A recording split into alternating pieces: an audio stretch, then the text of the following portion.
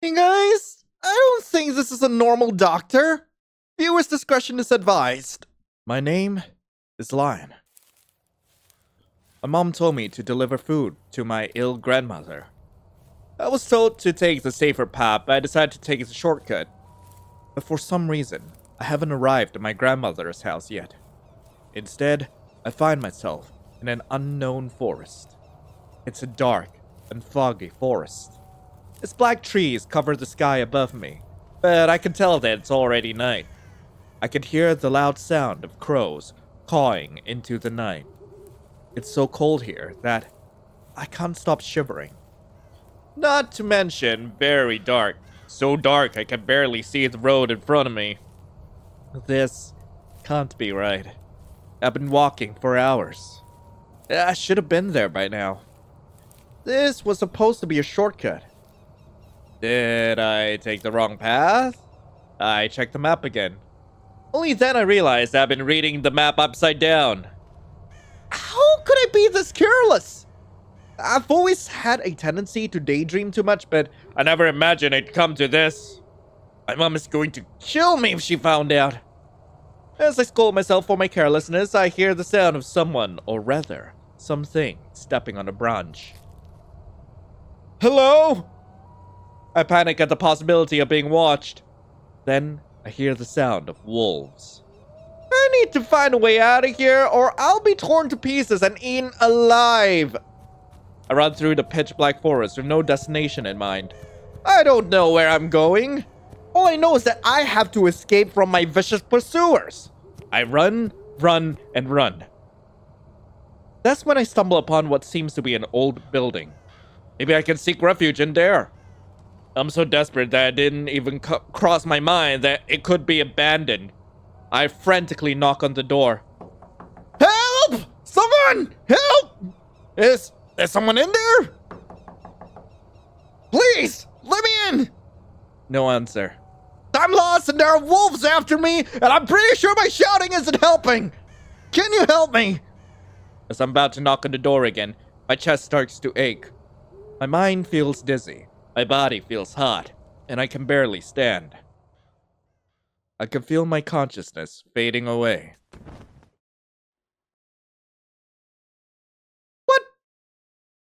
What happened? I wake up in an unfamiliar room. Where am I? Did I pass out?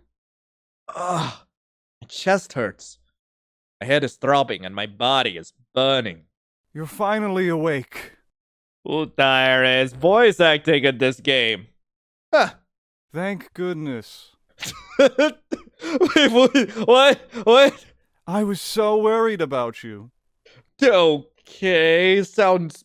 Stop. I'm just gonna say it outright, okay? You sound pretty flat. Are you okay? How do you feel? I'm okay. I'm just wondering, am I still dreaming? Or like, are you human? I wake up to find a tall man with blonde hair and brown eyes, wearing a white coat, sitting on a chair at my bedside. I look at him warily. Whoops, sorry. I haven't introduced myself yet. My name is Lohi. I work as an infectious disease doctor in this hospital. And what's your name? I'm Lion. Huh. What a beautiful name. I'm curious. Can you guys hear the voice acting over the music? Because if you can't, like, that's gonna be a serious problem for both of us. It's a pleasure to meet you. Well, But you look much more like a baby to me. I look like a baby? A baby. Me. I look like a baby. How do I look like a baby? How come he's giving me pet names even though we only met just now? You're very lucky you found my hospital, baby boo. The voice acting is just, well, I mean, props to the guy, but are you meant to be inhuman? This doesn't sound right. Wolves hunt nearby this time of the day. Why is there a hospital in the middle of the dark forest full of wolves? So, why were you outside this late at night? I am realizing now that the voice is like way too soft with the music blaring in the background, so I've got to lower the music now. So, why were you outside this late at night? I went to bring food for my ill grandmother in the neighboring town, but I got lost. How sad. I hope she gets better soon. Why is it like this? Thank you. But you really shouldn't be outside at this hour. It's very dangerous outside. Don't forget that. Yeah, well, thanks, Doc. I mean, it's very dangerous out there this time of night. Yeah, I learned that the hard way. Poor baby. You must have been so scared. I can't let go of my suspicions. I don't know this guy. Why is he so eager to help me even though we are complete strangers? Is it because he's a doctor? But you don't need to worry anymore. You're safe here. Though he strokes my head as if I were a small child. Why am I so small? I flinch at this sudden gesture. There's no need to be shy around me. I'll be taking very good care of you while you're sick. I'm sick? Yes, most likely. Otherwise you wouldn't collapse at the hospital's door. You were also running a fever when I took you in. But I'll give you a quick checkup so I can better assess your condition. First, I'm going to ask you some questions. Do you smoke? Yeah, oh, yes, no, yeah, I don't know if there's do I smoke? I vape, so technically, yes, my lungs are not in good order. Do you drink alcohol? Yes. Do you take any medication? I do, yes. Does your family have a history of any chronic disease? Chronic disease as in what? Because I'm pretty sure that my ADHD is pretty chronic and debilitating. So, maybe? Yes? Excellent. What do you mean excellent? Why is that a good thing? Why is it that? What? Now I'm going to take your temperature. Open your mouth for me. Ah! I open my mouth and he places a thermometer underneath my tongue and I lick it. I lick the thermometer. I don't care how many mouths this thing has been in. I am going to get further infected by this doctor. Now keep it in your mouth for 30 seconds. You won't mind if I keep swirling it with my tongue, right? Okay, let's see. Oh my word, 40 degrees Celsius! This is worse than I thought.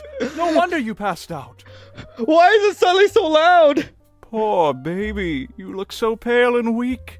You must be suffering. How are you feeling right now? Are you feeling any pain or tenderness? Yes, my head throbs, my chest really hurts, and I have difficulty breathing, and there's this tightness, like, down my pants. I think that's the first thing you should check, doctor. That's a tightness in my jeans. Yes, I can imagine. Okay then, I'm going to examine your head now. Wait, that's probably not a good idea. Doctor, you do not want to prod around my head. Like, there's all sorts of things you do not want to see in there. You're mentioning a headache, and you fell down a few moments ago. So I'll inspect your head for any signs of trauma or laceration. Louis begins to touch my head. Do you feel any pain or tenderness when I palpate your head like this? Yes. I found a small bruise, nothing too serious though, and your skull is beautifully symmetric. There are no signs of deformity or concussion. What do you mean my skull is beautifully symmetric? Open your mouth for me again. Ah! Say ah and stick your tongue out for me. Ah! Oh my god, why do I keep doing this to you? Why do I keep doing this to you? Like, look, you're here to watch this and try to have a good time with the good old doctor, but I'm just ruining the moment for us all. And that's what we're here for. I do as I'm told. Ah! Louis puts his tongue the tongue depressor in my mouth. He pushes it down gently to examine my throat. I thought I was putting his tongue in my throat. He doesn't take his eyes off of me for even a moment. The color of your lips and tongue suggests cyanosis. They're bluish as opposed to a normal healthy pink. Your oxygen saturation must be very low. I'm going to examine your chest since you mentioned having chest pain as well. Louis starts taking off my clothes. I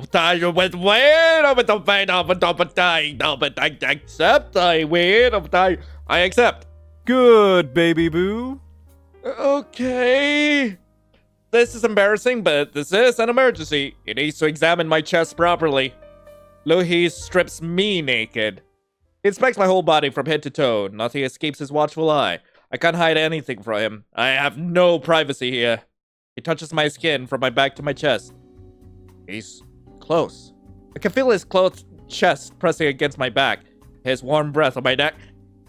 My guy! His hands touch my neck, skimming down to my shoulders, sweeping down my arms, finally resting on my waist. He leans in close and whispers in my ear. I'll listen to your heart now. Take a deep breath for me and hold it. Louhi positions the diaphragm of the stethoscope over my chest, and he does the same with its bell. You can breathe now. Your heart rate is abnormally high. More than 150 beats per minute. I am stark naked in front of this strange doctor that I literally just met. I don't even know how I got here. I didn't know that this was a hospital. Louhi then checks my pulse. Your blood pressure is high too. It's more than 140 over 90. It's a miracle that you're still conscious. Now, I'm going to move on to your back. Louhi places his hand on my back. Now, take a deep breath in and out for me. I take a deep breath. Your lung expansion when you breathe is asymmetric. You're using accessory muscles to breathe which you normally wouldn't, and your breathing is labored. Now I'm going to take a listen to your lungs for any adventitious sounds. Yes, I can hear crackles and wheezes, commonly found in patients with pneumonia. So you're telling me I'm sick with everything? Like, everything. Is that what I'm hearing here? Soon your lungs will be filled with pus and you'll drown in your own fluids, making you gasp for air. If left untreated, that is. Your respiratory rate is high and irregular too. More than 25 breaths per minute. So let's see. Temperature is 40 Celsius. Heart rate is 150 beats per minute. Blood pressure is 140 over 90. And respiratory rate is 30 breaths per minute. All noted. Since you were such a good baby boo, here's your reward. Yay, I get a lollipop! As he says that, he takes something from his coat. Here, take it. What's that thing left unwrapped in your coat this whole time? Am I gonna have doctor's lint in my lollipop? Or what? Louhi gives me a lollipop. He really enjoys treating me like a child. How can he act so carefree when my condition is so bad? I don't know how to react, but a smile creeps on my face. Thank you? No need to thank me. It's just a small treat, baby boo. But it's best to save it for later. Your condition requires you to follow a full liquid diet. My examination further confirms my suspicions. You caught that horrible disease. That's why I moved you to the ICU of this hospital even before my examination. You have to stay here in the ICU. You can't go back home like this. You need to be isolated from the healthy people. You wouldn't want to infect your whole family with this disease, right? This disease. But this is impossible. I was perfectly healthy just moments ago. It's because you entered the epicenter of this epidemic. Epidemic? Correct. You can enter the epicenter, but you can't leave.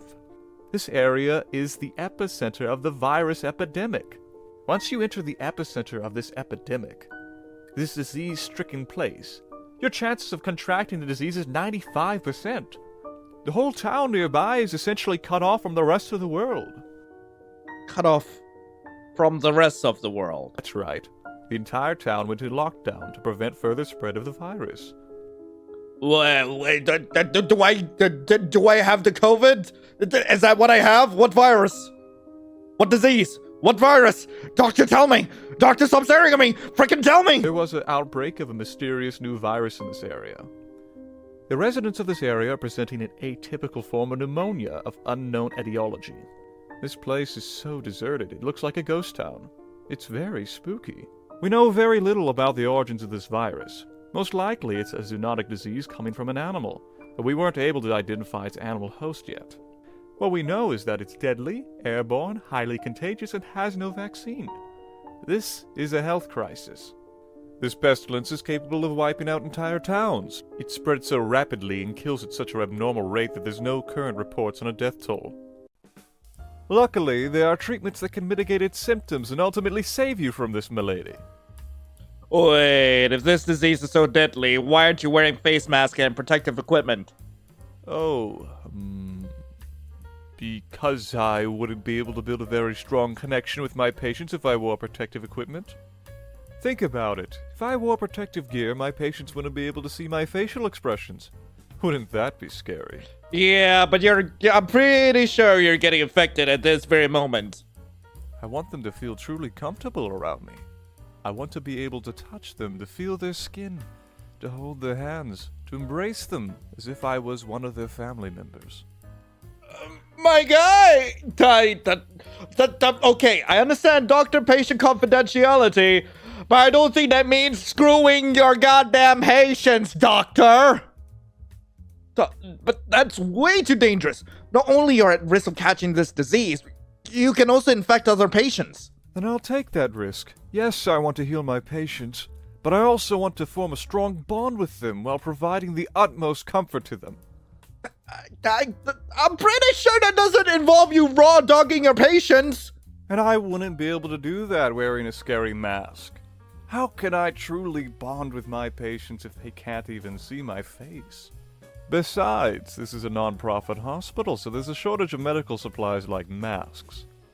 I just have to make do with the little I have. But... Shh. Don't worry about that. I know what I'm doing. I like that you're worried about me. It's very cute. I was more worried about my own safety, though. I'm here fighting this battle on the front line against this deadly new virus. My faith in you as a doctor is declining each moment. Oh, and no need to worry about expenses. We offer free medical treatment and needles. Okay.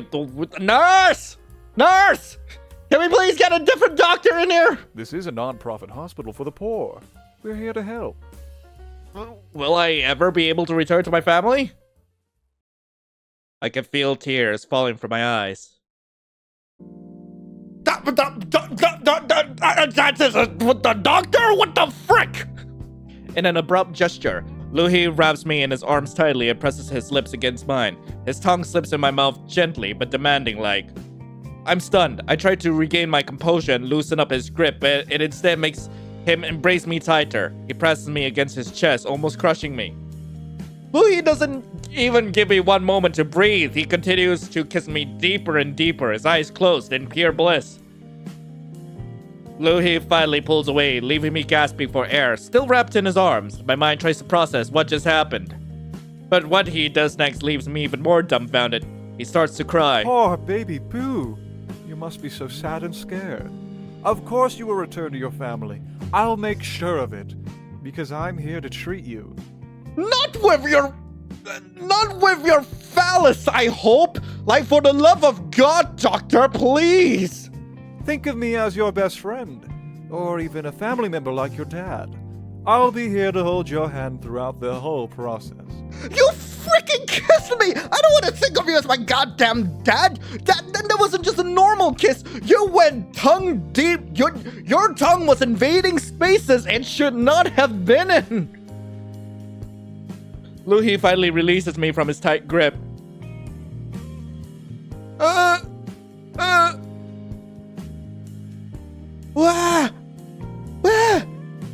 Thank you! I don't know! Thank you! Thank you! Luhi smiles happily at me. What for? No need to thank me. I love making my patients happy. Also, the music's too loud again. What the hell? It's like all the different tracks have different volumes to them. I'm going to need to like lower the volume so that everyone can actually hear the voice acting. And me! It's gonna be hard for people to listen. What for? No need to thank me. I love making my patients happy. Besides, it's my job to treat the ill, especially those in critical condition.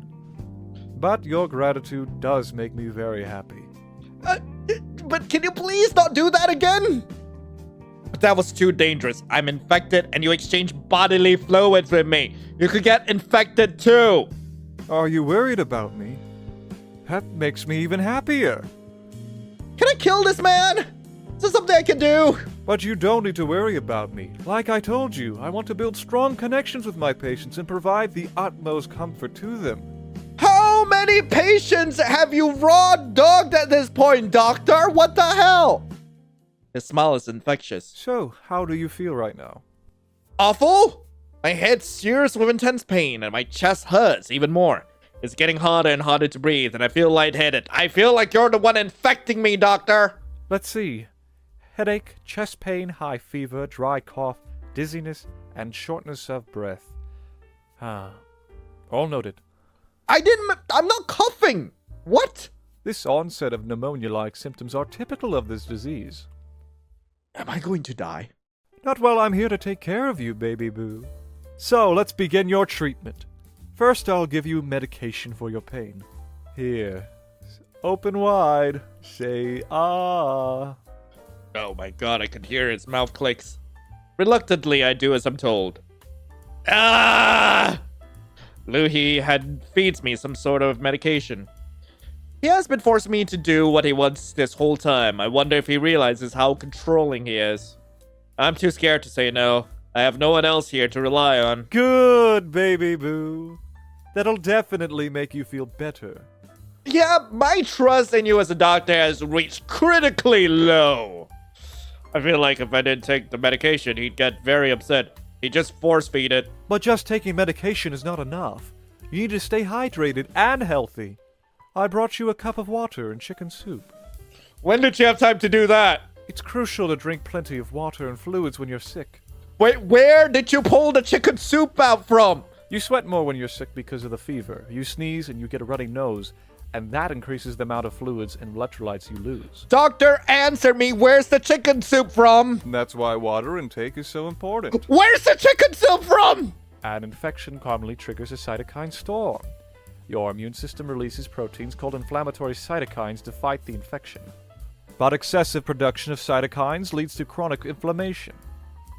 Chicken soup contains anti-inflammatory properties that inhibit these cytokines, and the steam from chicken soup can open up congested noses and throats. Again, where did it come from? You did not come in here with chicken soup. Where? Doctor, where? You need to eat well, but you can't eat by yourself. I will feed you. Where did it come from? You sure? Of course! I take the greatest pleasure in taking care of you, baby boo. I live to take care of my beloved patients. It's my greatest pleasure in the world. Then should you be taking care of your other patients too? Don't worry about it. The other doctors and nurses are taking care of them. I'm your doctor, and I cover for the nurses too. I realize that it's no use to ask more questions on the subject. He just won't budge even if I try to press further. I have a feeling this is no normal hospital. I have a feeling you're probably the only person here aside from me. Okay then. Open wide. Say, ah. Why is the chicken soup so yellow? Doctor, where did it come from? Ah. Luhi brings the spoon to my mouth. Be careful not to get burned. The soup tastes surprisingly good. I wonder if he was the one who made it. Does it taste good? Yes? Really? I'm glad. Don't forget to drink water. Luhi brings a cup of water to my mouth. Oops, be careful not to spill it. I'm drowning! I'm drowning in a cup of water! I feel so much better after finish eating. Luhi seems very pleased too. You ate everything. Good, baby boo. Luhi strokes my head as if I was a child. He keeps infantilizing me. He's so patronizing. Now that you're well fed, it's time for the next step of the treatment. Time for a warm detox bath. Detox bath? The steam from a warm bath can loosen mucus and clear nasal passages. And adding Epsom salt eases muscle aches, and essential oils like eucalyptus and peppermint are effective decongestants. What kind of doctor are you again? Wait a moment, I'll prepare a relaxing bath for you. Okay, I can take care of myself in there, by the way. Luhi goes off somewhere else. He comes back after a few minutes later. Let's go. I'll take you to the bathroom. Okay. Luhi picks me up in his arms and happily carries me to another room. When we enter the new room, I see that it's a bathroom with a bathtub. I made it very steamy, and I added Epsom salt, eucalyptus, and peppermint oil. Yep, we have already established this. Thank you, doctor. Luhi starts. Luhi, not this again! I comply because I'm just taking a goddamn shower. That's a good baby boo. You know you can't do anything without me. What is wrong with this man? Luhi puts me in the tub. The oils in the warm water eases my muscle aches and alleviates my stuffy nose. He offers some type of oil on my back and begins to squeeze my shoulders. He leans in close and whispers in my ear. I notice that you're still very anxious. One of the best ways to treat anxiety is with a massage. Well, one of the best ways to treat what's causing me anxiety is with a solid punch to the face. Not only it reduces stress, it also aids in opening and draining the sinuses, which reduce nasal congestion and inflammation, and decreases your blood pressure and slows down your heart rate. Luhi spreads the oil on my back using gliding strokes, his hands at the bottom of my back moving upwards. He applies pressure to my back muscles with kneading strokes, squeezing them with circular movements. He taps my back with the edge of his hand with short movements, hacking up and down in rapid succession. Then he takes my foot, one after the other, and presses his thumb over the ball and heel of my feet. Amazing. It's been a long time since I felt so much pleasure. He's pretty good at it. I feel revitalized. My muscle aches are mostly gone, and for the first time today, I can breathe without trouble. How do you feel now? I feel way better. I can finally breathe, and my body doesn't hurt like before. See, I told you I could make you feel better. You're still not completely healed, but you already improved a lot. Thank you very much. You're very good at it. My pleasure. I've grown so used to massaging my patients that eventually I got good at it. But it's not over yet. What do you mean? He applies shampoo to my hair and uses his fingertips to apply light pressure to my scalp, moving in little circles. Then he applies conditioner and reaches for a comb. I love to feel your hair. It's so nice to the touch. It calms me down. Let's stay like this for a little while. I don't think that's necessary, Doctor!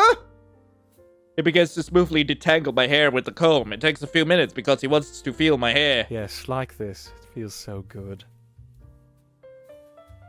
After he finishes detangling my hair, he takes me from the tub, and he gets a towel to dry me, touching every corner of my body. I really have no privacy here. To my surprise, he picked up some clean clothes for me. I brought you some clean clothes. Which one of them do you prefer? Choose one. I'm baffled at seeing a maid uniform among the clean Doctor, is this even a real hospital? I end up choosing a plain red nightwear. What a shame. You'd look so delicious in that uniform. I can't with this man. Like, is he even... I don't think he's a doctor. I think at this point, it's pretty clear and obvious. This man is not a doctor. Who even sleeps wearing a maid uniform?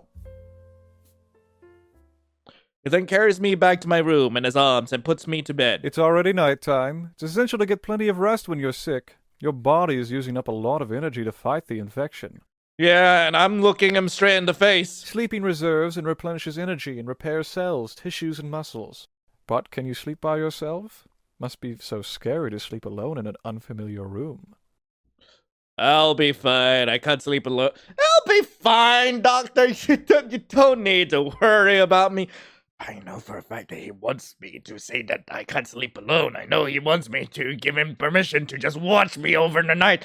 Oh, which I go for? I'll be fine. Yes, I can't sleep alone. Whoa.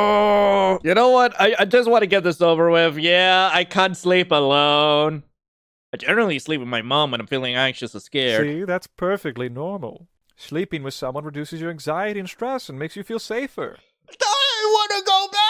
I don't want to sleep with a weird doctor! No!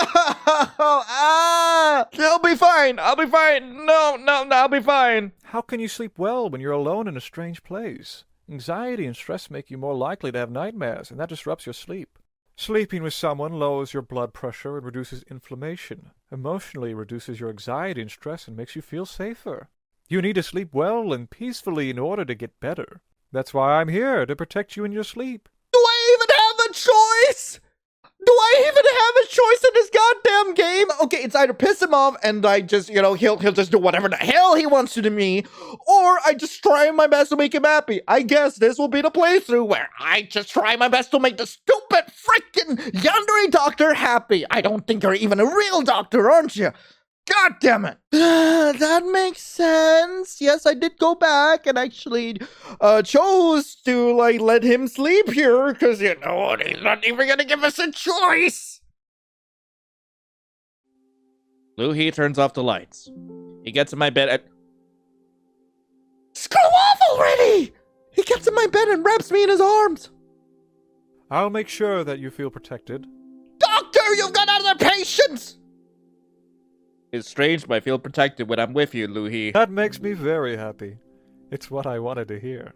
It's not strange at all. We feel protected when we're near people we love. Doctor, what the frick? Do I love Luhi? I know I don't have that many friends besides my mom, so it makes me very happy to have someone by my side. Huh? What? Look at the... What? Poor baby boo, I'm here for you.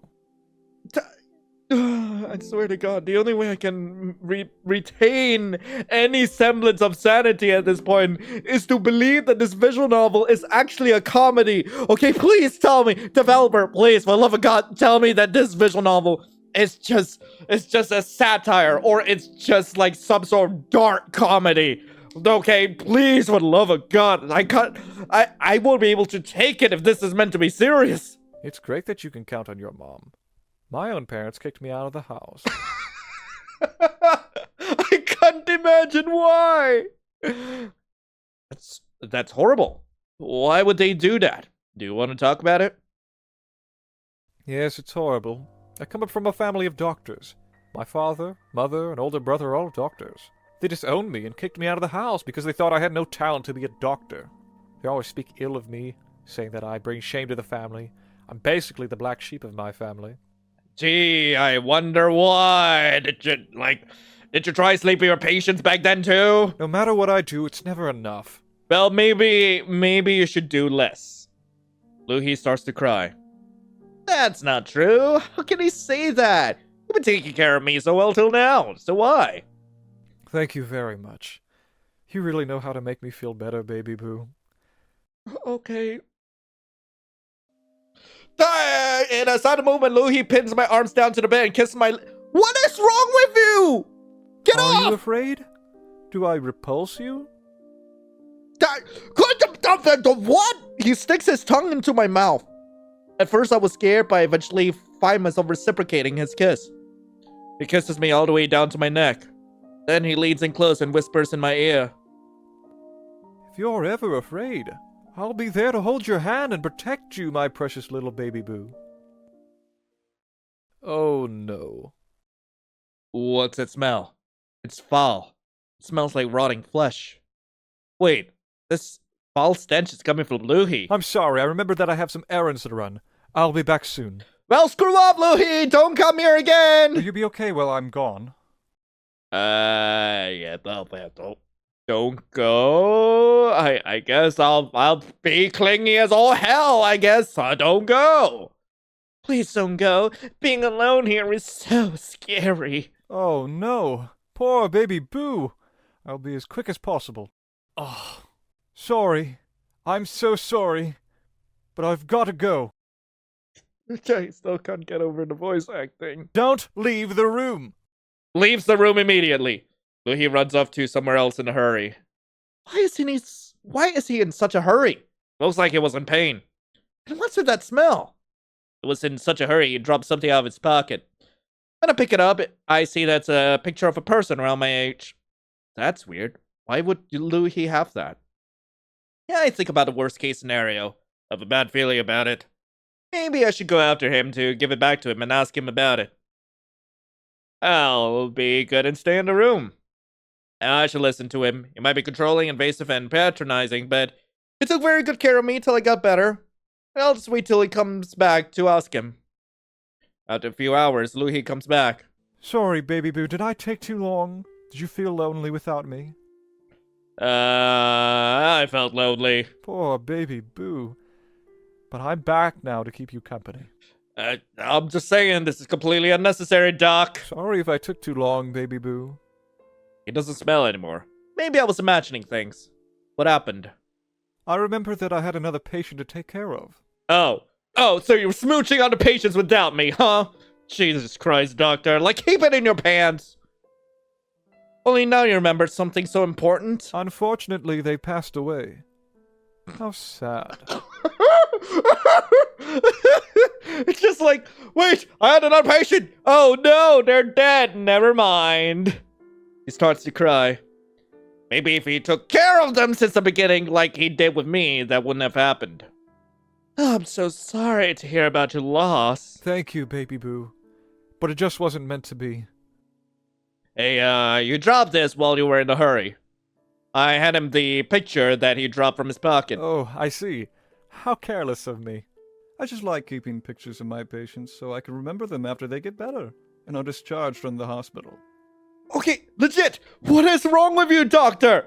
Like, is this something you'll be doing with all your patients? I feel like he's hiding something. And he probably won't tell me everything if I press him further on the topic. So, aside from feeling lonely while I was gone, how do you feel right now? I feel way better than before. I can finally breathe and my body doesn't hurt anymore. I think I can finally go back home today. Go back home? No, you're still very ill. You can't go back. Why would you want to go back when you have me? I take such good care of you. I'll give you the perfect life. Suddenly, I can't breathe anymore. Pain flashes throughout my whole body. I'm burning up with a fever. I feel so dizzy. I can't even stand up. I think the doctor's the cause of my infection. What's happening to me? It's probably the cytokines. As the virus spreads through your bloodstream, it causes blood to leak from your blood vessels and multiple organs failure. And all that blood has to go somewhere. You bleed internally and externally from every orifice in your body. What the hell? As he says that, blood starts dripping from my nose and ears. And that leaked blood will enter your lungs, causing you to drown in your own blood. I cough up blood. My airways are flooded with blood. I'm choking on my own blood. Your skin has turned blue due to the lack of oxygen, a condition called cyanosis. Later it will be impossible to tell your original skin color. You're coughing so hard that you tore your lungs, making that horrible crackling sound. I'm not even coughing, doctor! I can't breathe and it hurts so much. This is torture. Please end my suffering. Just kill me already! Your body will try to fight these symptoms by releasing proteins called cytokines, but what will happen if it releases too many? It leads to an overreaction of your immune system, a cytokine storm. Okay. Your body's defenses will try to do anything to destroy the virus, but it will only result in further damage of your blood vessels and severe inflammation. See what happened? Your condition deteriorated a lot. Oh yeah, and it's totally not because of you, doctor. It's totally not because you put something weird in my medication or something. What? How? Why? This virus is insidious and unpredictable. You can deteriorate at any moment. Yeah, you are incredibly insidious and unpredictable. Jesus Christ. Looks like I'll have to continue taking care of you. I could just use the vase and just bash his head in. Like, that's something I could do. Or my soup! I mean, oh man, it's already cold at this point. I should have tossed the soup at him when I had the chance. Oh, he takes care of me like he did yesterday. Then I get better. Then I deteriorate again. He takes care of me, then I get better, then I deteriorate, and the cycle continues. Until I eventually don't get better anymore and succumb to the illness. Ignorance is bliss. That was an ending. That was an ending? Alright, so staying in the room is a no-go. I'm gonna go after Luhi. I go after Luhi so I can give it back to him and ask him about it. I leave my room, only to find an empty and dark hallway. I can't see very well in this darkness. Also, why is this so loud? Managed to find the light switch and turn on the lights. Where's the medical staff? Where are the other doctors and nurses? There are several doors though. I don't know which room Luhi is in. I choose the closest door. It's too dark here. I can't see anything. I turn on the lights. This is a medical office. Wonder if this is Luhi's office. Curiosity gets the better of me and I decide to inspect the room. There are lots of medical books on the shelves. As I'm inspecting the room, my attention is drawn to a book lying on the desk. I open it and find out there's a photo album. But what's really alarming is that there are only photos of strangers around my age in the album. There are no pictures of Luhi here. There doesn't seem to be any pictures of his relatives too. No one here resembles him. These photos match with the one that fell out of Luhi's pocket. I have a horrible feeling about it. I'm scared. What do I do? Apparently leaving the hospital leads to ending number 2. So let's leave the hospital first, and then we'll look for Luhi. This whole situation is creepy. I knew there was something wrong with him. It was too good to be true. They leave this place right now. The final door in the hallway must be the exit. I'm out of here. Screw you, Louie! I flee from the hospital and ran far away from there. I find myself in the same dark forest, but I don't care. Staying in that place is way more dangerous. Oh no, I don't know the way back home. Lost again. What do I do? I hear the howls of the wolves. I'm screwed. Am I going to die? I see the wolves approaching me with fierce eyes, ready to attack their prey. Okay, again, I don't understand why are the sound effects so loud. What the hell? Just as when I'm about to be torn to pieces, I hear the sound of gunshots. A mysterious man holding a gun and an axe appears. He shot one of the wolves that draws the pack's attention to him. They charge at him, but he's faster. He shoots them with one hand and beheads them with the other. In less than a minute, he killed the entire pack by himself. He turns his attention to me. You okay? You injured? I'm okay. Thank you so much for saving me. Good. It's way too dangerous out here. What are you doing around so late at night? I don't know. That's why I'm trying to go back home, but I got lost. I see. How did you survive out here alone for so long? I took shelter in a nearby hospital. A hospital? The mysterious man takes something out of his pocket. It's a picture of someone. When I take a closer look, I see that it's a picture of Louis. Have you seen this man? Yeah, his name's Louis. He was my doctor when I was at the hospital. He infects people with fatal diseases wherever he goes and devours them. He's not human. A chill runs down my spine. Is that true? So beings like vampires and ghouls exist? Does that mean I was going to become one of his victims? Yeah, definitely. He killed my sister. She wasn't so lucky.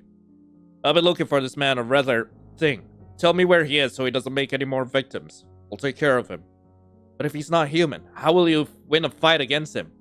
I have to try. I don't care if it's dangerous or not. Nothing to lose.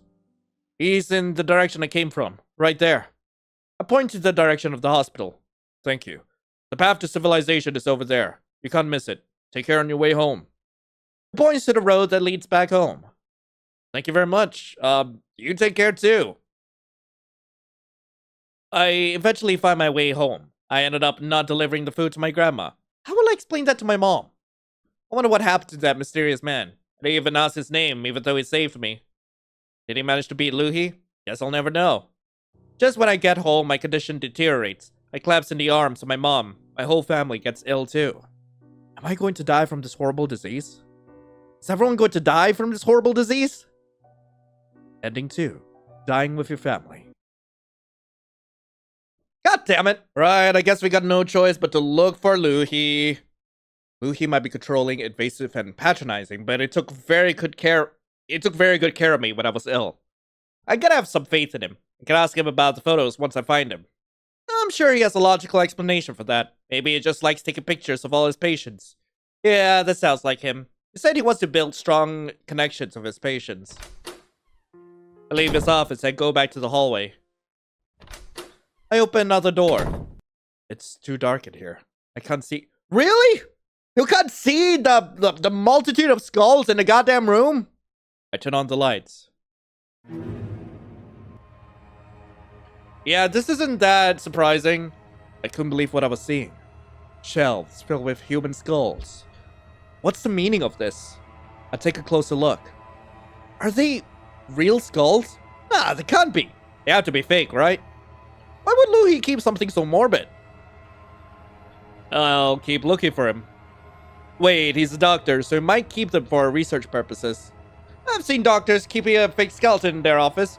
That must be it. They're totally fake. Why keep so many? I have to trust him. He took very good care of me while I was unwell, despite his flaws. I leave this creepy room. I go back to the hallway and choose the next door. It's too dark here. I can't see anything. It's too hard to see in the darkness, but I managed to make out a tall silhouette. I feel around the walls and find the light switch. I turn on the lights. Yeah, this is fine. I mean, I like it better this way. The scene before my eyes looks like it was ripped straight out of a horror movie. A man with a deathly pallor of a corpse, covered in blood, munching on an arm. He's so focused on eating that he hasn't noticed me here yet. Look around and find a mangled body beyond recognition in the room's bed. I was so shocked that I couldn't even react. I couldn't move my body. To my horror, I realized that the person he's eating is the same person in the photo. He finally notices me. Oh, yeah, the music is still too freaking loud. He looks at me. He seems surprised to see me here. Baby Boo, what are you doing here? Is that pet name? Is that Louie? I told you to stay in your room. You shouldn't be here. I told you before, didn't I? Ill-behaved babies get punished. I finally react. I try to run for the exit, but he appears in front of me, blocking my way. Where are you going, and why do you look so scared? Is this how you treat people who take care of you? Running away like that? How can he see that when he was devouring a patient just a few seconds ago? And he looks so different too. He looks deathly pale and has claws and razor-sharp teeth. His eyes are bloodshot, and there's a white cross engraved on his, in his red eyes. Is this the same symbol as the one on his shirt? His hair is curlier too, and what's up with his eyebrows? They're so thick! And then, there's that smell of rotting flesh again. It's definitely coming from him. I didn't want you to see me without my makeup.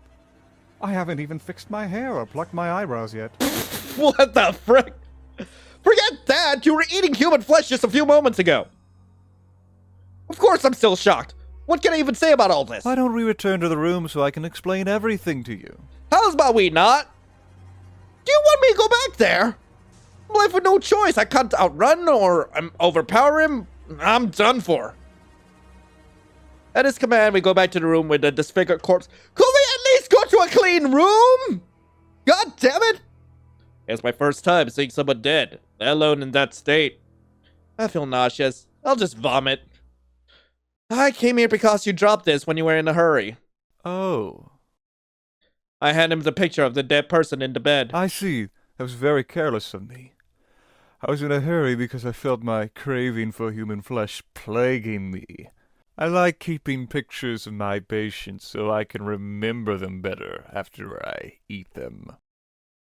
Okay, what are you saying is so sultry-like? So that's why there's a photo album full of pictures of strangers in his medical office. What about the smell? Seriously, something crawled up on you and died. Oh, that would be me. I always give off this strong odor of rotting flesh when I crave human meat. People always comment on it. Of course. That's not normal. I bet I smell like death right now. Are you disgusted by me? No, I'm just wondering why are you whispering at this point? Like, goddamn, you were just shouting a moment ago, and then now you're whispering, and then you talk at a normal pace. Even the music's been going up and down and up and down. Goddamn. Judging by the disgusted look on your face, I'd say yes. So he's aware of it. Louie points at the corpse. This was one of my patients. She was in the final stages of one of my diseases. One of your diseases. My body carries all types of fatal diseases. I'm not affected by them, but the people around me are. All living beings are affected, even plants. Is that why I only saw dead trees in the forest? Wherever I go, I cause outbreaks of fatal diseases. This one was caused by one of my viruses. I call this particular virus Amare 27 because I love my patients so much. And I was born in 1727. Just being around me is dangerous to your health. I can infect people with all types of pathogens, but I can't cure them. I've caused countless epidemics and wiped out many towns during my lifetime, but I try not to alert the World Health Organization. It came to a point where Apir hunters gave me a nickname, Plague Master. Even my fellow Apirs called me Plague Master. Pierce? That's a very fitting nickname. I'm the only one in my family like this. This is my gift. That's more like a curse than a gift. My father, mother, and older brother have a magical healing touch. That's their gift. What we all have in common is that we crave human flesh. This is a universal Opir trait. Upir trait. We call ourselves Opir. All Opir need human flesh to survive. But we have different gifts. My whole family, except for me, can heal humans from incurable diseases. They're famously known for their miraculous cures. The patients they eat are just pronounced dead. They save so many humans that nobody suspects them. I remember the day my gift first manifested quite well. There was a strain of virulent flu afflicting a whole village. I felt an overwhelming power flowing throughout my body. I knew my gift was manifesting. Are you sure it was your gift and, like, not something else? I mean, I feel like you were probably just hitting puberty. So I, without my parents' permission, tried to heal the patients like they always do. But I ended up killing everyone. My parents beat me up a lot that day. I was immediately disowned and kicked out of the house. Tears of blood start to fall from his eyes. They're so sure that I gained the same gift as my brother. I hate him. He's better than me at everything. Everyone looks up to him. He's just so handsome and perfect. Since he's your brother, I assume he looks like you. How can he be handsome and perfect if he looks like you? That's why I'm the black sheep of my family. I wanted to be a great doctor just like them, but I couldn't. So, the least I can do after infecting people is taking very good care of them until they succumb to my disease. Even my fellow peers avoid me like the plague, as if I were a leper. Sometimes I feel so alone. But I have lots of friends inside me. Most people think viruses aren't alive. But of course they are. They are my friends. We are inseparable. Man, somebody tells me this guy's just a little loony in the head. Jesus Christ. But then again, like, yeah, considering everything else, yeah, he is. Viruses are your friends? What kind of logic is that? Not just viruses. My body's a house of all kinds of parasites. They keep me company. They'll never leave me. You talk as if having parasites live inside your body is a good thing. No, that is awful. I find it hard to process all that information at once. This is insane. So you made everyone from the nearby town sick, including me. Yes, wherever I go, and as long as I live, I'll infect people with fatal diseases. The pathogens are in the air around me. Plus, we exchanged plenty of bodily fluids. I would have appreciated it if you didn't.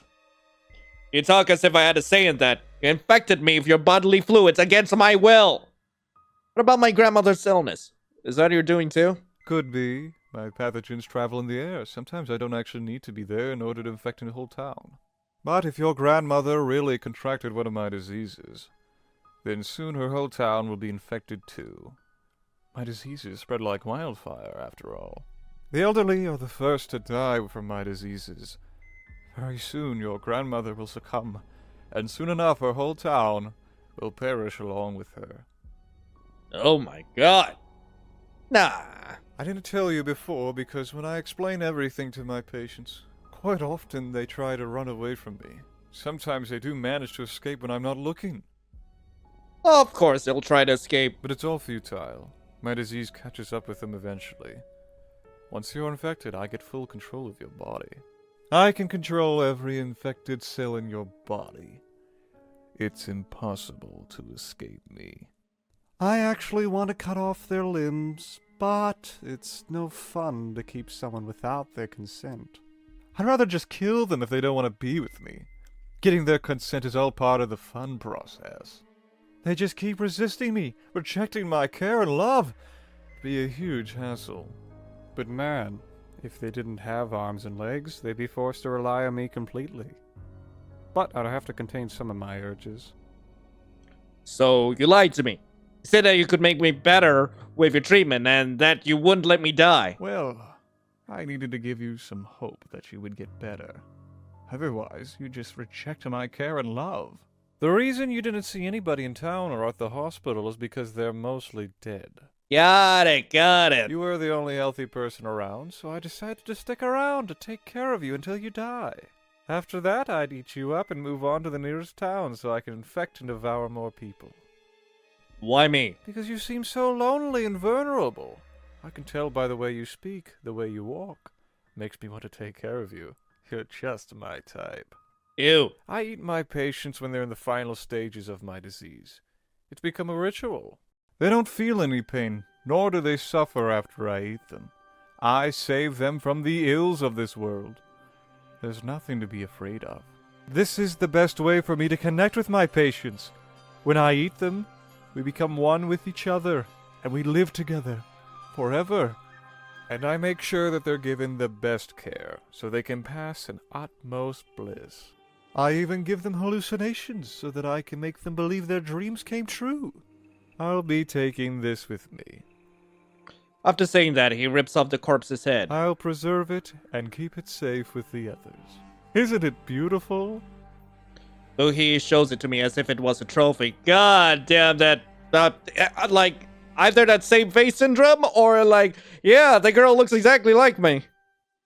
So the time we spent together meant nothing to you. Am I just not patient to you?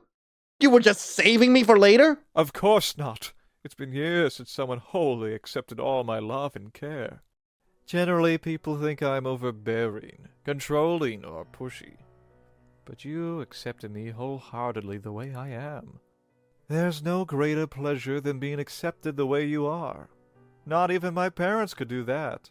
And we have such good chemistry together.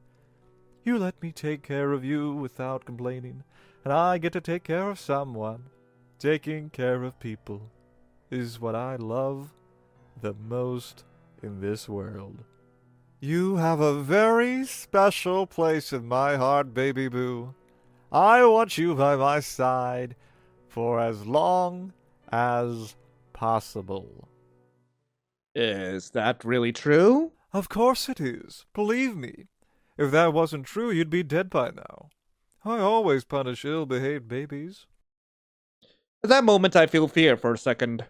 Luhi strokes my head and wraps me in an embrace. The smell of death coming from him is so strong.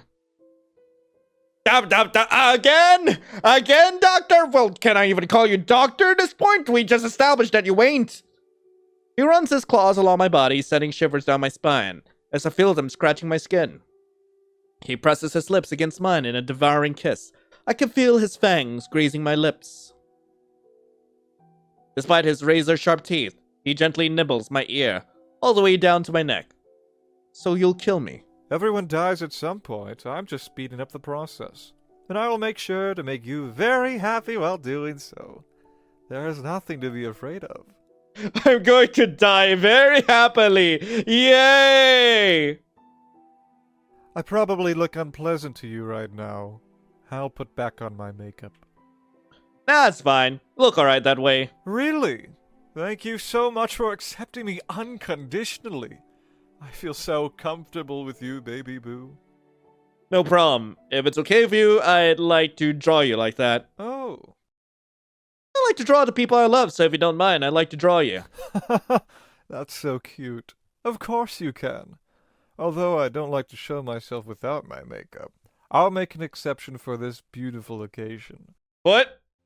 Luhi sits on the bed and poses for me. I feel nervous at first. My lines were very jagged. I just wanted to impress Luhi. But then time passes. I gain more and more confidence, and it shows in my lines. They were now smooth and precise. Once I finished my drawing, I was very excited to show it to Luhi, who patiently posed for me. Wow, that's amazing. It looks exactly like me. But am I that ugly, though? You're very talented. In my case, I can only draw stick figures. Gee, I wonder how your handwriting's like. I blush at his compliments. Thank you. Of course, I really mean it. Can I keep it? Of course. Thanks, I'll treasure it. I really love to receive presents from my patients. It makes my day. It's cute how he gets so happy because of something so small. You're welcome. Hey, Luhi, I was thinking, what about my family? What about them? Will I ever be able to see them again? You won't be able to return to them. You're already infected with my disease. If you return to them, you'll cause an outbreak in your town. It only takes one person to cause a whole epidemic. But I feel fine. That's because I'm mitigating the symptoms. I can mitigate or aggravate the symptoms of my diseases, but I can't cure you. Even so, it's impossible to control my gift completely, and it gets even worse when I'm upset. But I guess it wouldn't make a difference if you were to return. I'll be passing by your town, so I'll cause an epidemic there anyway. You'll kill my family? Come to think of it, it's better for me if I reunite you with your family. You'll introduce me to your family as your fiancé. Wait, what? It's only natural that you should introduce your fiancée to your family. Fiance? You just skip the part where you'd have to be my boyfriend first. I'll take very good care of you and your whole family until the inevitable end. I'm very interested in knowing your family. I really want to meet them. How can I explain this to my family? What if they don't accept you? It'll be fine. I'll make sure that they'll accept me. I know lots of ways to brainwash someone safely and humanely. I shake at that line. Please don't hurt my family. What are you so worried about? It'll be fine. You have to trust me. Don't you trust your fiancé? Yeah, you're right. I should trust my fiance. Louis smiles in pure bliss at being called fiance. His smile is infectious. It makes me so happy that you're calling me fiancé. It's amazing how something that seems so small can make me so happy. I love you so much, I want to devour you whole. Okay. But I'll wait until you're too weak to function. I want to savor our time together until the very end. Why was that so loud? The hell? Louis and I hear someone break into the hospital. Like, seriously, it sounded like someone deep fried the audio on that. What the hell was that? Like, seriously, get it under control. We go to the hallway to see who could have done that. We find a mysterious man armed with an axe. I've been looking for you, Plague Master. It's you who have been causing epidemics of fatal diseases and devouring people. I came here to put an end to your heinous crimes. You're not human, are you? I don't care about what you are. Tonight, you'll be exterminated. It's quite ill-mannered of you to break into my hospital. And it's not nice to accuse someone like that and say that you'll exterminate them. But I'll overlook all that. Why don't you have a seat so we can have a heartfelt talk? What's your name? You always play victim and give that gentle, forgiving attitude. I know everything about you, Plague Master. That way you make your victims believe you're just a kind doctor trying to take care of them. Very cunning of you. Your accusations are ill-founded. I really do love my patients and taking care of them. For me, this is the greatest pleasure in the world. I love my patients so much that I infect them with my love. This epidemic was caused by my newest virus, the virus of love, Amare 27. I gave it this name because I love my patients so much. Oh, and I was born in 1727. Isn't it a fitting name? On hearing this, the man makes a disgusted face. This is your new victim, isn't it? The man points at me. How rude. This is my fiancée, my baby boo. Louis holds my hand. So you even give them pet names? I get it. You don't feel so good. You must be ill. That's why you're so angry right now. Don't worry, I can take care of you too. Yes, I'm angry. You're the one responsible for the disappearance of my sister. You probably ate her by now. I'm not exactly sure. I ate so many of my patients during my lifetime. You'll have to be more specific if you want me to remember her. The man shows Louis a photo. The corpse Louis was devouring just a few moments ago belongs to his man's sister. She disappeared a few weeks ago in the nearby town. I knew it was your doing once I managed to track you down. Ah, yes. I've been taking care of her these past few weeks. She grew significantly weak due to my disease. After I explained everything to her, she became verbally abusive, calling me all sorts of awful names. But I forgave her. It's okay to blow off some steam sometimes. Being sick can get you in a bad mood after all. She tried running away from me, so I had to eat her. What else could I do? She couldn't do anything by herself. She couldn't live without me. But don't worry, she's safe with me, since she's inside me now. And we can finally become one with another and be together forever. And I'll preserve her head. I'll keep it safe with my other patients. Enraged, the man couldn't take any more of Louis' speech. He pulls out a long tube out of his sleeve and stabs Louis in the eye with it. Louis falls to the ground and starts convulsing. There's some kind of powder in the tube. The man doesn't let this chance slip away. He readies his axe and tries to cut Louis, aiming for his chest. Still on the floor, Louis blocks the attack with a set of 8 scalpels between his fingers. Louis stands up, his eye already healed. Although Louis blocked most of the attack, the man caught him off guard and managed to cut his arm. Maggots start to come out of Louis' wound. Are those the friends he was referring to? That is so gross. Please, don't hurt my friends. They're very important to me. Disgusting. Now, don't talk like that about my friends. You poured something into my eye when you stabbed me. What was it? I inject you with a drug made specifically to weaken you. It dehydrates you from inside out. I know your friends thrive in humid places. Being deprived of water will kill them. Since they're a part of you, if I kill them, you'll be weakened enough for me to kill you. So you created a drug capable of weakening an Opier. Impressive. But you won't be able to defeat me with such a small amount. Let's see about that. That was one nice cut, though. So you know my weak point. But why are you attacking me? We were having a heartfelt talk just now. I was telling you about how much I cared for your sister. The man doesn't respond. Instead, he pulls out a gun off his jacket and shoots in the direction of Luhi, targeting his heart. Luhi dodges the bullet with superhuman speed. So you've noticed, a normal bullet has little effect on an Uper, but that was no ordinary bullet. That was a capsule filled with the drug. If I manage to hit your heart, you will die for sure. Like, even the sound effects aren't mixed properly. Like, Jesus Christ, I have to fix everything myself. Luhi isn't fighting back. He's just dodging the bullets and blocking the axe attacks with his scalpels effortlessly. Why? Is he toying with the man? What should I do? But the what? Wait, what? Help the man do not that. What the what? Wait, what? Okay, apparently helping the man will lead to another bat, and I'm gonna try that first. Wait, this is my chance. I could use this chance to get rid of Luhi. I think back on what he told me. I'm scared, but this might be my only chance to return safely to my family. Maybe if he dies, I'll be cured from this illness. Get a hold of a plant vase and throw it at Luhi. What? That distracted him. It gives the man an opening to strike his heart. Now's my chance! In a surprise move, the man wraps Luhi in his arms. The man turns to me. Run! I do as I'm told and run as fast as I can. I hear a loud explosion behind me. A bomber?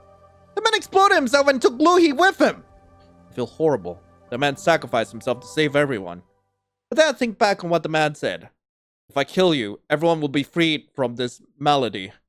If that is true, I could finally return safely to my family. But then I remember that I don't know the way back home. I got lost again. I only found that hospital by chance when I was escaping the wolves. That's when I heard the howl of wolves. I see one wolf stepping forward, its eyes locked onto me. Its howl alerts the entire pack. I'm met with a pack of hungry, fierce wolves. They approach and encircle me. I'm surrounded. I'm terrified. How does it feel to be eaten alive? Is this how it's gonna end? After finally getting a chance to escape Luhi's clutches, I'm gonna just die here? And in such a manner, being eaten alive. Also, why is the game not mixed properly? Why are the wolves so loud? My adrenaline surges. My heart thunders in my chest. I try to run, but I trip over a fallen tree and fall to the ground. That's all it took. One single trip, and the wolves seized this opportunity to attack. I instinctively close my eyes and cover my face with my hands.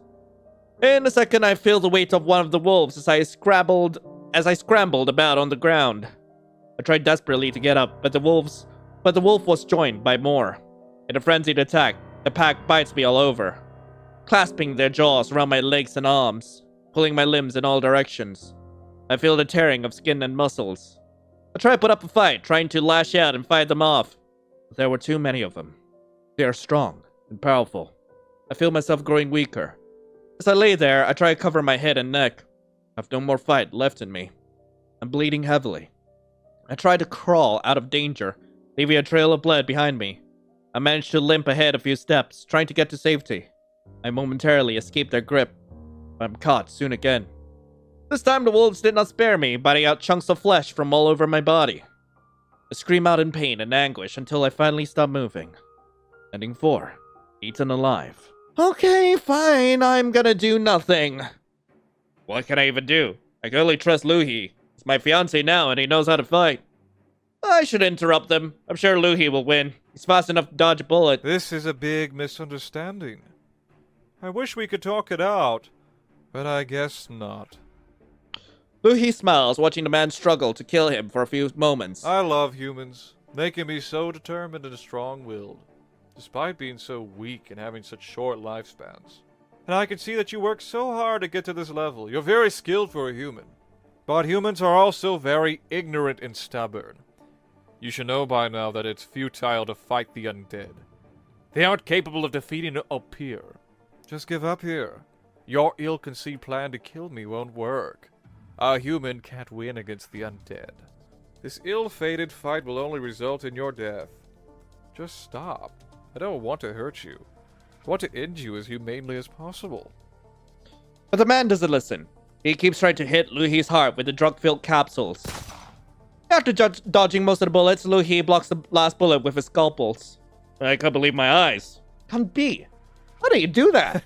You're a really good shot, but I'm getting used to your fighting style. I can already predict your next moves. And this is just... okay. The man seems to be out of bullets, but he doesn't falter. He readies his axe and charges at Luhi. Do you realize that you've come to the epicenter of this epidemic? My virus already entered your body via air. Suddenly, the man drops to his knees. You're now very ill. Your body temperature rises steadily and your blood starts to leak from your every blood vessel. Blood begins to drip from the man's nose and ear. All that blood has to go somewhere, right? You bleed internally and externally from every orifice in your body. That leaking blood has entered your lungs, causing you to drown in your own blood.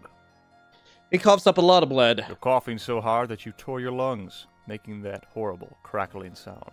Your skin has turned blue due to the lack of oxygen, a condition called cyanosis. Later it will be impossible to tell your original skin color. The man has grown sickly pale. His lips and fingertips have turned completely blue. Your body is now releasing a protein called cytokine to fight these symptoms. But what happens if it releases too many?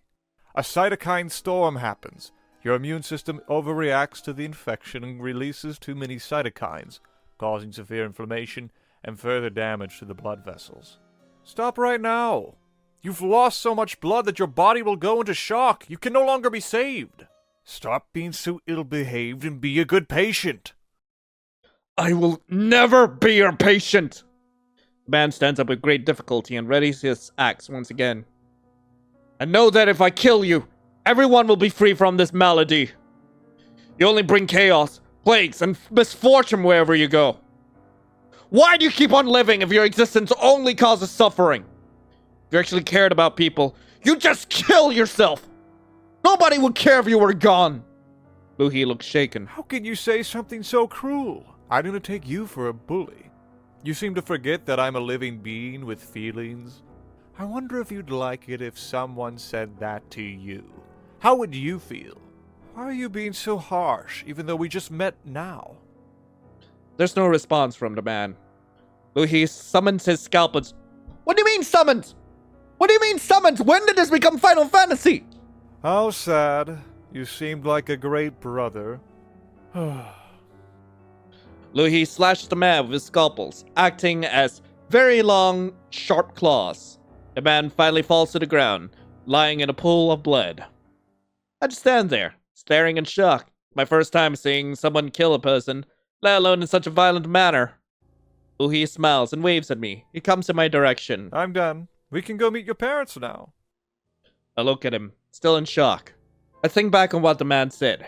If I kill you, everyone will be freed from this malady. Nah, that's ridiculous. I can't kill Luhi. It's impossible to win a fight against him. And also, you seem to be anxious again.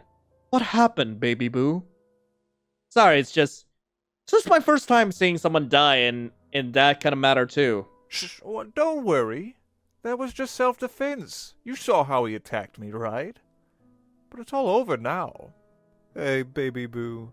Do you think I only bring chaos, plagues, and misfortune to people? I don't think I should answer that honestly. Of course not. You bring happiness, love, care, and pleasure to your patients. Thank you, baby boo. You really know how to make me feel better. I find it good that he showed up. I can save him for later when I get hungry. He seemed pretty young, too. Younger people are more delicious. I need to store humans in case I get hungry, so that I don't get the urge to devour you or your family. Right. Got it. Can you open the door to that room for me, baby boo?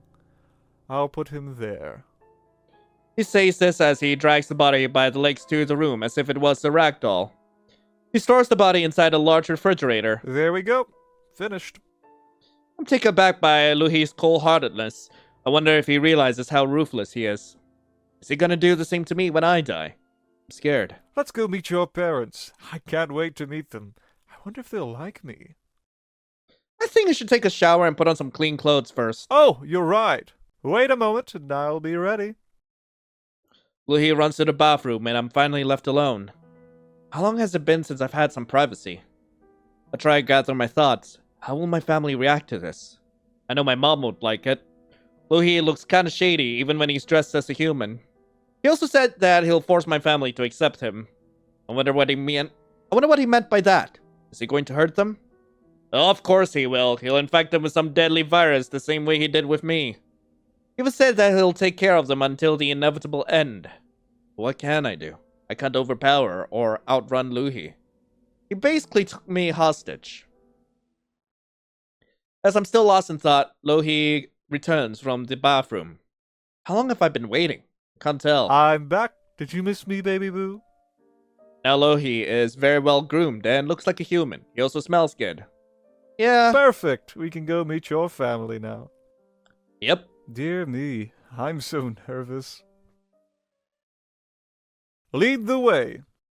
I actually don't know the way back home. I only found this place by chance when I was running away from the wolves. It's okay, I know the way to the road. You can lead me from there.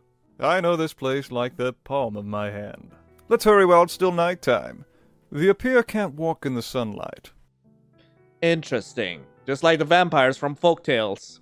Do you ever get lost when you move to a new place? Nope, the Epyr have heightened senses, and I'm very used to going from one place to another, so I never get lost. Besides, I have a very good memory. I remember most of my patients quite well. We hear the howls of wolves. We see fierce, hungry wolves approaching us, ready to attack their prey. Oh, God, what are we gonna do now? Don't worry, baby boo. They know better. A good predator can recognize a stronger predator. They look at Lohi and back off at once in fear. Animals tend not to like me. I guess they think I'm dangerous or something. I can understand them. Animals are more sensitive than humans. They probably realize that Lohi is not someone you should mess with. Maybe it has to do with his personality. I wonder if they noticed that he has a darker personality. What are you thinking so much about, baby boo? Let's go, we're almost there. We arrive at the road that leads to my town. How should I explain everything to my mom? Don't worry, baby boo. I'll take care of everything. You've reached the end of the demo. Thank you very much for playing. Okay, we're back. Apparently, all your choices matter only for one thing. Okay? Getting affection points. And what do the affection points do? Well, they lead you into, like, one of the several different endings. But do you actually have a choice in this game? No, not really. Okay, so I'm just gonna show you how to make sure... Shut up, doctor. Shut up. Okay, I'm just gonna show you all the different questions. Okay, and how to not get any affection points, because I don't want to deal with this, doctor. I want to see what happens in the twisted ending, okay? Which is supposedly what happens if we get 0 affection points. So, do I smoke? Yes. Do I drink? Yes, I do. Do you take any medication? Do I take any medication? We're supposed to say yes here, so I'm just gonna say, screw Your family you, no. have a history of any chronic disease? Chronic diseases, no. Excellent. Okay, Now I'm gonna okay. take your temperature. Shut up, shut up. We're skipping ahead. Okay, over here. Okay, we're supposed to just straight up say, wait a moment. He is still gonna strip us off all our goddamn clothes. You can't just take all my clothes. We just met. Screw you, doctor. Skipping ahead. And okay, going on. He's kissed us. And we're supposed to say you shouldn't have done that. That's how you make sure you don't get any affection points. Cause screw you, Louie. You shouldn't have done that. Why are you being so cold to me? I was just trying to make you feel better. Well, screw off, doctor. I told you, didn't I? I don't want to just heal my patients. I want to connect with them as much as possible. You better get used to it. Well, I am not gonna get used to it. In fact, you can just go ahead and screw yourself, like, right in the butthole. You should be grateful that I care so much about you. Why would you reject my love and care?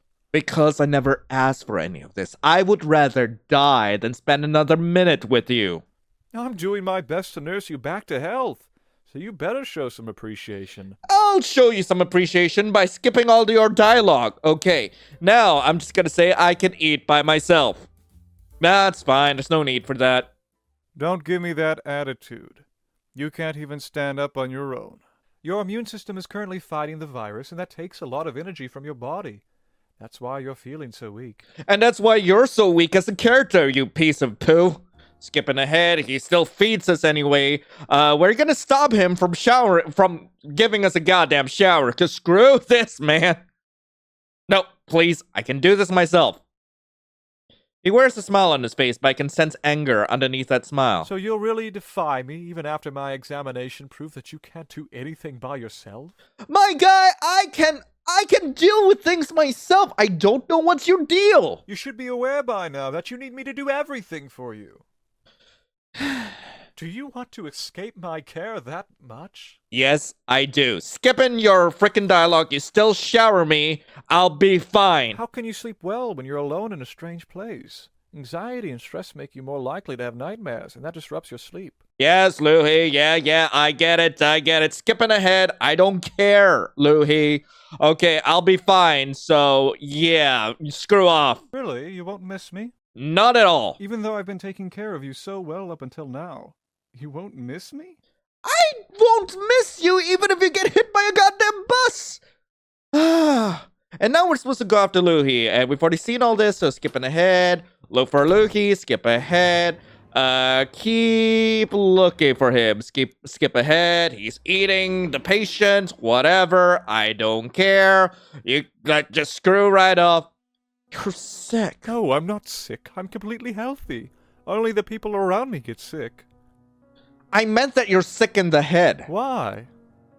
Really? Do I need to answer that? Please. I just want to go home. If you return home, you'll infect your entire town.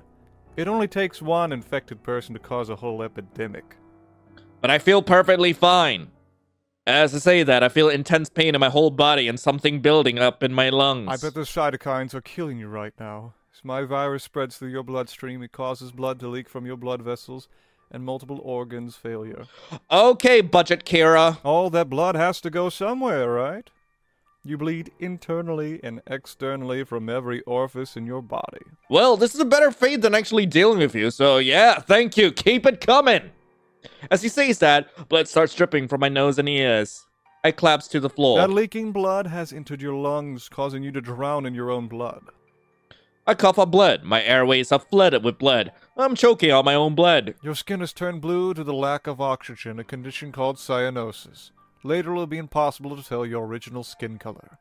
Yep. You've been going on with this like whole rant for God knows how long already, Luhi. Like, come on, this ain't the first time you made me bleed to death. You're coughing so hard that you tore your lungs, making that horrible crackling sound.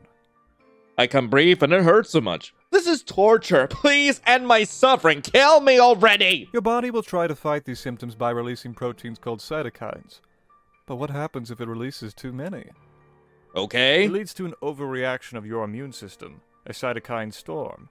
Your body's defenses will try to do anything to destroy the virus, but it will only result in further damage of your blood vessels. Oh no, whatever will we do about that? Well, screw off, doctor. I'm able to mitigate or aggravate the symptoms of my diseases, so you might think you're cured, but the truth is that I can never cure you. I can only infect. Yeah, like, this guy shows just how pathetic you are as a goddamn doctor, too. Even so, it's impossible to control my gift completely, and it gets even worse when I'm upset. Does it hurt when I increase the amount of cytokines released in your body? Are you suffering? Not really. I mean, hell, this is bliss to me. Like, Frank, finally, I'm dying. Of course I am. Can't even stand. What a stupid question. Come to think of it, I was going to infect the nearest town anyways, so it doesn't really make a difference if you were to go back. Just kidding. I would never let you go. You were mine the moment you came knocking on my hospital's door. Man, I should never come here then. I would have rather taken my chances with the wolves. The nearest town? That's where my family lives. Please don't. I beg you. I'll do anything. Diseases have been affecting humans for centuries. Just think of me as another natural disaster. It's all just a part of the cycle of life. Cycle circle of life, my butt! Don't say that word, it's ugly. Don't make me wash your mouth with soap. Oh no, please, don't wash my mouth with soap. Please, just kill me already. I bet I'm just another patient for you. Of course not. I love all my patients. They all have a special place in my heart. But even I have favorites. Even though you're such an ill-behaved baby, I still like you. Well, I don't like you. You make me sick. Yes, like I told you, the pathogens are in the air around me, and we exchange plenty of bodily fluids. Yeah, and I never asked for any of that. I meant that you disgust me. I hate this. You're awful. Now that's just cruel. How can you say that after I took such good care of you? Is this how you treat someone who cares so much about you? You better show some appreciation. Why does he keep repeating the same lines over and over? Like, I'm just saying, like, it's either A, he's got a weird hyperfixation on this shenanigans, or B, I don't even want to think about what the other option is. You don't care about me. You don't care about yourself. But you only take care of your victims to get validation since your parents didn't validate your feelings. You know what? They're right. You have no talent to be a doctor. Quite the contrary, actually. You should be banned from going anywhere near a hospital. Actually, you should be banned from going to any public places because your gift is hazardous to all living beings. Why do you keep on living if your existence only hurts others? If you actually cared about people, you'd just kill yourself. Also, before I can finish my sentence, Luhi grabs me by the neck and shuts my mouth with his hands from behind. That's enough! How can you say such horrible things? I should wash your mouth with soap. I already told you that ill-behaved babies get punished. Yeah, and could you please try to actually threaten me in a way that actually makes me shiver? Could you threaten me in a way that actually matters? Because so far, all I'm hearing is blah, blah, blah. I wonder what I should do with you. Maybe I should cut off your limbs after all. No, that won't do it. You just hate me. You just keep resisting my love and care. I already hate you! It's horrible to tell someone to kill themselves. An au pair hunter once told me to kill myself too. They told me I'd only bring chaos, plague, and misfortune wherever I go. I wonder if you'd like if someone told you that. Not really, but in your case, yeah, you deserve it. And it's horrible to infect people with fatal diseases before eating them. Whenever you like it if someone did the same to you. They're not wrong about you. You seem to forget that I'm a living being with feelings. Oh, yeah. And you seem to forget that you are a raging narcissist. How can you sleep at night after telling someone that they have no talent to do what they love and that they should kill themselves? You don't even care about the feelings of your patients. Why should people care about your feelings if you don't care about the feelings of others? I didn't know you were into bullying, baby boo. Oh yeah, I am definitely into bullying. And here's the thing, I ain't even bullying you for my own pleasure. You are the absolute worst mythological creature I've ever come across. I mean, hell, everything else is just a force of nature. You, on the other hand, you are just so stuck up your own butt that you can't even see like 2 inches in front of you. Bullying? So I'm the bully here? And stop calling me baby boo. But you know what? Even after everything you said, I still cherish the moments we spent together. You mean the moments you forced upon me? He takes something out of his coat. Is that a syringe? Stay still. Ah, God. Realizing that he has a syringe in his hands causes me to panic. I'm terrified. There's no way I can stay still when he wants to inject me with some weird substance. I try to struggle. Humans always try to free from my grasp, even though it's futile. Humans never cease to amaze me. I love them. Such fragile creatures. Tears begin to fall from my eyes. Shh, shh, shh. Don't cry. I don't like to see you crying or suffering. Well, then let me go!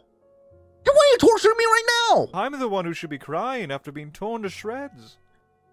My guy, you literally just ate one of your patients. What the hell are you talking about? I can't believe this creature. I keep struggling, but Luhi is unfazed. Stop struggling. It'll only make things worse. You'll only hurt yourself. I would rather. At least I'd be able to feel something other than the unbridled rage I'm feeling. After watching me struggle for a few moments, he finally injects me with some sort of anesthetic. It's a shame we broke up on such unfriendly terms. Sweet dreams, baby boo. And hope to never see you again. Immediately after the injection, I can feel my consciousness fading away. I wake up in another unfamiliar... It still goes on. I still have to endure this. I still have to go through this. Okay. I am completely fine with this. I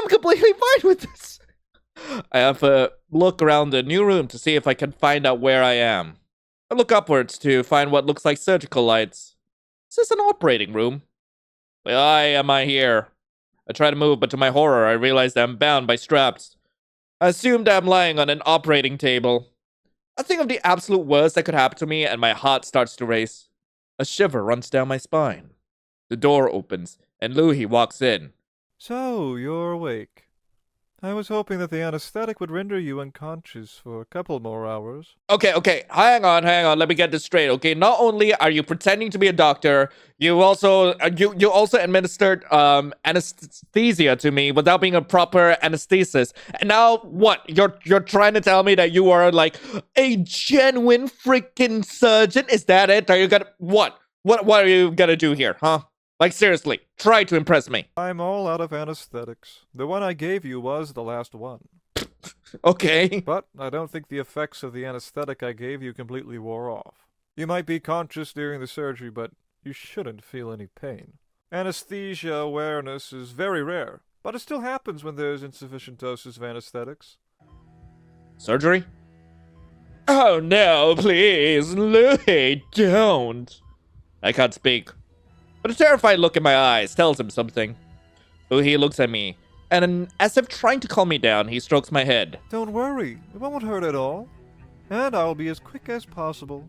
There's nothing to be afraid of. I just want your heart, baby boo. It's a custom of mine to take my patients' hearts and preserve them along with their heads. Okay. No, Louhi, I beg you, don't do that. Oh my god. I can't speak. My body is still too sedated from the anesthetic. First, I'll make an incision in your chest. He takes his scalpel. I still can't believe he'll really do... You have claws! Why don't you use your goddamn claws to just, like, yank it out? Like, that would have been so much faster instead of playing doctor. Louhi stabs my chest. He's actually cutting my chest. I don't feel anything, but the sight makes me nauseous. I can imagine the sensation of the cold scalpels cutting through my skin. After that, he reaches for a gigantic saw. I wish I could scream as hard as I can, but what good would that do? Relax, this is just a bone saw. I'll use it to separate your chest bone and open your ribcage so that I can access your heart. You talk as if this was no big deal. I can't take this anymore. I'm gonna vomit. Bile backs up in my throat and I spill it on the operating table. Louhi immediately wipes it with a You cloth. must be very anxious right now. That's normal. People tend to get anxious before a surgery. In my case, I'm anxious during a surgery. Louhi starts cutting my chest with a saw, moving it rapidly back and forth. He penetrates my chest bone and opens my ribcage. I wanna die. Just kill me already. I can finally see your heart. Oh my god. Oh my god. Go ahead. It's darkened from all the bullshit you put me through. I don't feel any pain, but I can feel him groping around my entrails. I feel so invaded. I really have no privacy here. This is the ultimate invasion of my privacy. With a pair of scissors, he starts cutting the arteries and veins of my heart. He finally rips out my heart. See, that wasn't so bad. How am I still alive? This is your heart. Isn't it beautiful? I feel so sick. My body goes into shock. My consciousness gradually leaves my body. Soon we'll be together forever. Yet another failure. They always insult and disparage me after I explain things, even though I took such good care of them. You know, with the amount of people like insulting you and disparaging you, I'm starting to think that, have you ever considered that maybe you are the problem? I wonder, what am I doing wrong? I just want my special patients to love me. Is that too much to ask? I thought we would get along so well. Why did it turn out like this? But you look so beautiful right now. I'll put you with the others. At least they're always delicious. I can't stop eating them. Ending 3. Bad breakup. Okay, right now we're gonna go for the secret end, and for this, you need specifically 4 affection points. This is the only ending where you can actually escape the guy, apparently. So, I'm gonna leave a link to the walkthrough in the description in case you guys need that. But in the meantime, first choice, do I smoke? Yes. Do I drink? Yes. Okay. Do I take medication? No. Okay. Your family have a history of any chronic disease? Okay. I'm supposed to say no to this. Excellent. Okay. Now I'm going to take your temperature. Okay, you're gonna take my temperature. Shut up, going on. Now, okay, the reason why I want to, like, just walk through those in particular, because it's difficult trying to keep track of, like, which leads to an affection point, which doesn't. So now it's easier. Now we just accept 4 times, like, just, you know, make him feel like he's the most specialist boy in the world, like, 4 times. Okay, accept, okay. Skip right ahead, going on. Let's see. Thank you. That's 2 affection points. 3 affection points. 4 affection points. And yeah, I'll be fine. Skipping ahead. Okay, that's only 4 affection points.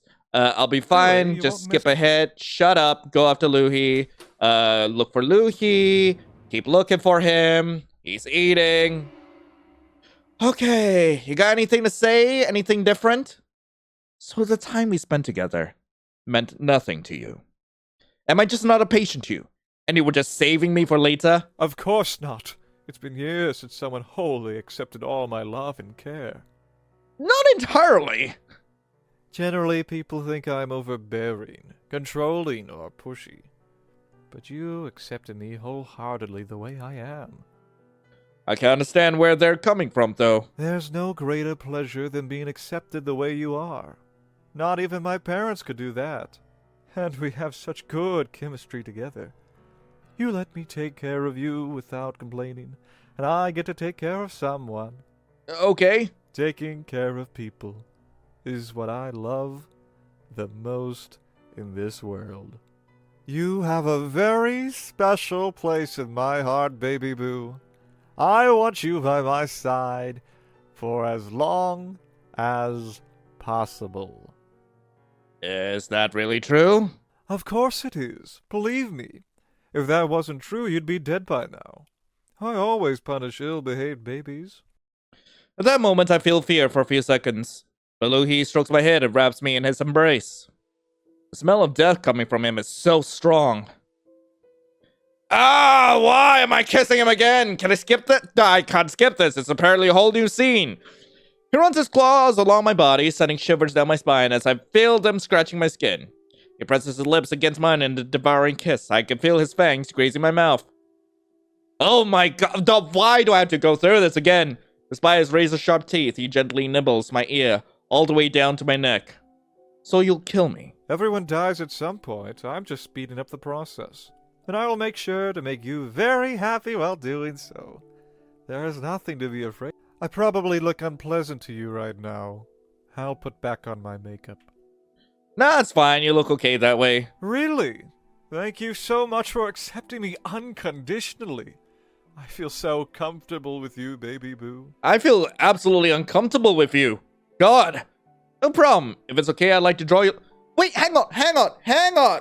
Why can't I skip any of this? Like, literally, this is more or less the same as the previous route, which was, like, the affection route. Like, where I tried to, like, be as affectionate as I can with the doctor. This is more or less the same. Jesus. I'm just gonna skip ahead to where things are different, so that you don't have to go through all this BS like I have. Shh. You don't need your family anymore when you have me. I don't want you. I'm your new family. I'll spoil and treat you better than they ever could. What more could you want? But I want my mom. I miss her. Think of me as your new mom. You're under my custody now. I'll be taking care of you from now on. Okay, legitimately, what is wrong with you? You were making out with me, not once, not twice, 3 times. You tried sleeping with me on more than these occasions, and this is just day 1. How can you do all that and say like, oh, think of me as your family? That is so screwed up. What is wrong with you? But I miss them. Why do you miss them? What kind of question is that? They're my family. I've been living with them all my life. My mom is not perfect, but she loves me and I love her. We take care of each other. We have a strong bond. Am I not enough for you? Even though I've been doing my best to take care of you until now. Exactly. You are not enough. Like, honestly saying, like Rocky, my pet Rock is more of a decent person than you are. My pet Rock takes better care of me than you. Why do you still prefer them? Did I do something wrong? I don't think I should answer that honestly. No, you've been doing everything perfect till now. It's just that it's natural to miss your family. Don't you miss your family too? No. They didn't accept me the way I am. They rejected me. Gee, I wonder why. Sometimes I feel like the whole world rejects me. Maybe Louis can't understand that because his family rejected him when he was little. I accept you. Is that really true? Then don't say you miss your family. That makes me very sad. That's just very manipulative. It makes me feel like no matter what I do, I'll never be enough. I think I'm starting to understand Louis better. Maybe I should cut off your limbs after all. So then you can never leave me. Ugh, this again. God, like, can you please come up with a new shtick? Like, seriously. But then again, keeping someone without their consent is no fun. I'd rather just kill them quickly and eat them. They just keep resisting me, rejecting my care and love. It'd be a huge hassle. Getting their consent is all part of the fun process. Nah, that won't be necessary. Promise I'll stay by your side till the end. How can I trust you? You missed your family so much just seconds ago. You have to give yourself to me wholeheartedly. I swear on my soul that there's no one else for me but you. You're my one and only. Totally. I know. I'll help you when you need to obtain nourishment. I'll help you find new prey and hide their bodies. That's a very tempting offer. Even I sometimes need someone to cover for me. Yeah, they'll do that, so believe me? You look so delicious when you're desperate. This ain't desperate, like, shit. I just don't care anymore. Like, God, I would say anything. Okay, I accept your offer. Only because I enjoy the time we spent together.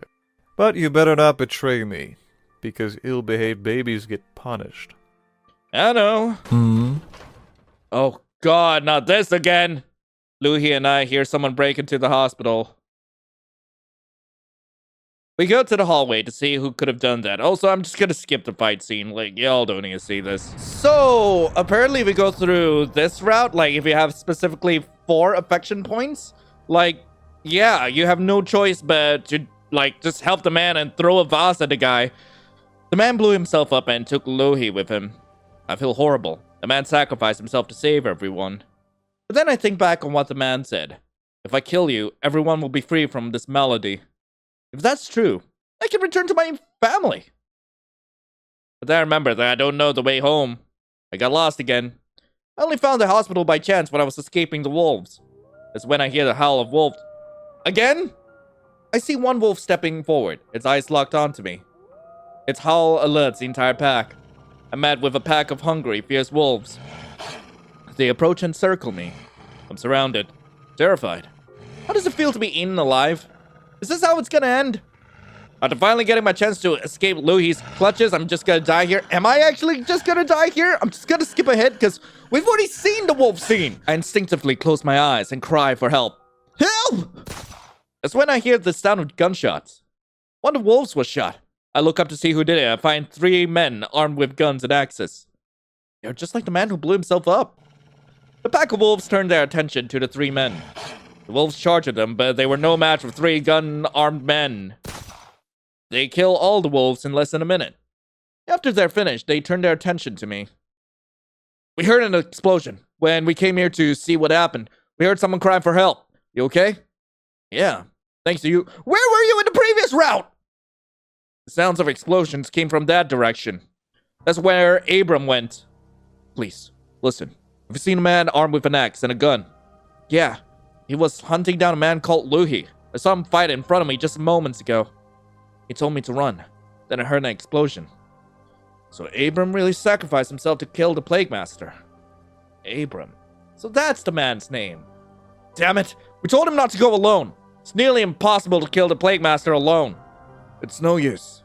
He was plagued by the desire to avenge his sister. Well, I hope it worked. Plague Master? You mean Luhi? Do you know about him? Do you know about the Upir? Yeah, the Upir have been stalking humans in the shadows for centuries. But this Upir in particular is infamous for causing epidemics of fatal diseases and killing thousands of people indiscriminately every year. It's as if the pestilence followed this Upir wherever he goes. We call him the Plague Master. I don't think Abram's sacrifice was in vain. He wrapped Luhi in his arms and set off the bomb right there and then. I find it hard to believe someone will be able to escape that, even if they're an Upir. Think again, baby boo. Ah, screw off! A shiver runs down my spine when I hear that nickname. I turn around to see Luhi standing behind me. I can't believe you betrayed me just moments after declaring that I was your one and only, and that you would do anything for me. Why are the hunters just standing around? Is this how you treat someone who took such good care of you? Stringing them along like that? You're such an ill-behaved baby. Seems like I'll need to discipline you, baby boo. Okay, I see what you're trying to go for, but it's coming off less sultry and more like, I don't know, like alpha chat sort of BS. Like, seriously, like, could you please get off that side of TikTok? Leave them alone, maggot! Shh, we're talking right now. Luhi throws a scalpel at the hunter, but they manage to block it. Nice try! Not bad. How did you survive that explosion? That was a close call, but I was able to heal from the injuries, and the drug wasn't that effective. Ugh! Suddenly, Luhi falls to the ground and starts convulsing. He seems to be in deep pain. Yay! He throws up blood and maggots. Oh, that's gross. You were saying? Take that, maggot! So, it's finally taken effect. It was no ordinary bomb. When it's activated, it releases a great deal of a powdered drug created specifically to weaken you. We know that you have parasites living inside your body that need water to survive. And they're part of your body, so you have to always stay hydrated. The drug released from the bomb acts to dehydrate the target. If your body loses too much water, you'll be seriously weakened. Oh my god, this is like Death Note all over again. God. Yeah! You're so weakened right now that you'll be no match for us. We won't let Abram's life go to waste. What? That wicked little man wanted to kill me so much that he was willing to die with me? What did I do to make him hate me so much? Would you like a list? He planned to blow himself up from the start. I was doomed the moment we met each other. Two of the three hunters hold Luhi by the arms while the remaining one grabs an axe. Luhi tries to struggle with all his might. He's able to throw up in the air the two men who were holding his arms. It's amazing how much strength he still has left despite being so weakened. But it seems like it was a last-ditch move. The two men managed to hold him down on his back so that he doesn't struggle anymore. Dying like this is such a cruel way to go. And I dedicated my life to bringing love and happiness to my patients. But my contributions to the world just end here. You know, honestly, you could have contributed less. Luhi looks at me, crying tears of blood. I could give you so much more than your family. I could bring so much love and happiness to your life before you die. Why would you run away? Why do they always run away? Just shut up already, maggot! The third man deals the final blow to his chest with an axe. He strikes Luhi to the chest with the axe many times in rapid succession, in order to make sure his heart is completely destroyed. You can never be too sure. Hope it worked. It's not moving anymore. It's finally over. I'm not feeling pain anymore. I can finally go back. It's all thanks to you guys. Yeah, of course. We won't stop till we rid the world of these monsters. We'll continue to save many lives. Be very careful from now on. You appear are among us, pretending to be humans. Yeah, I'll be more careful. Thank you very much again. I managed to return home. In the end, I wasn't able to deliver the food to my ill grandma. But very fortunately, we got the news that my grandma recovered from her illness. So it was all Louie's fault! I never told my mom what really happened. I just told her that I lost a food basket somewhere. She scolded me for my carelessness, but that was it. She'd kill me if she knew the truth. Instead of nightmares about Louie, he persistently plagues my memories day and night. I don't think I'll ever forget him, no matter how hard I try. But part of me cherishes the good moments we spent together, when he was taking care of me so tenderly. What? What? You didn't want any of that! Could you make up your goddamn mind, MC? Sometimes I still wonder if he was telling the truth when he said to have a special place in his heart. Nope. It's better not to think about it. Made me sick and wanted to make my family and whole hometown sick too. He was a psychopath who killed countless people. He didn't care about me nor anyone. He only cared about himself and satisfying his desire, no matter how many people he hurt in the process. His presence alone was hazardous to all living beings. He had to die, or he'd make even more victims. Yeah, that was for the best. I wouldn't be here in my family if he was still alive. I don't think I'll ever be normal after meeting Louie, but at least I can live in peace after his death. Ending 3. Freed from the malady. Anyway, that was Infectious Doctor. I really hope you guys enjoyed it. If you guys do want to play this for yourselves, link to the game will be in the description below. So, will I come back for the full release? I'm not sure. There are some glaring issues with this visual novel, mainly in the audio mix, as well as I wouldn't say the writing in particular. I believe this is the developer's first game, and it was good enough of an effort. If their idea is to like try to make the antagonist to be as unlikable as possible, they did a pretty decent job there. But more than anything, I hope to see more from this developer. I hope that they continue making games and perhaps improving in the future. But anyway, thank you all so much for watching. Hope you all have a lovely rest of the day. And as always, I'll be seeing you in the next video. This is Lion, signing off. Ciao.